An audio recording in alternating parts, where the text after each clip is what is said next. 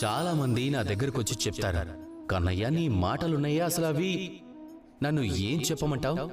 నీ మాటలు అసాధ్యాన్ని సుసాధ్యం చేసి చూపిస్తాయి అని చెప్తూ ఉంటారు.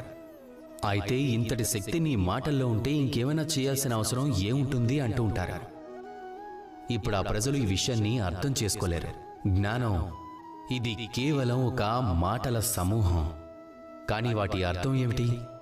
ఇది తెలుసుకోవటానికి అనుభవం తప్పనిసరి. ఆ మార్గంలో నడవటం తప్పనిసరి. ఈ అనుభవమే దాని యొక్క అర్థాన్ని తెలియజేస్తుంది.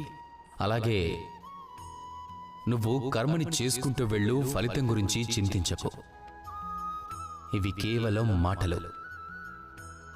వాటి సారాంశం ఏమిటి, వాటి అర్థం ఏమిటి, దాన్ని అర్థం చేసుకోవటానికి ఆ మార్గంలో మీరు ముందుకు నడుస్తూ వెళ్ళాలి, వాటిని ఆచరించాలి. నాకు ఈ కర్మ వల్ల ఫలితం దొరుకుతుందా లేదా అని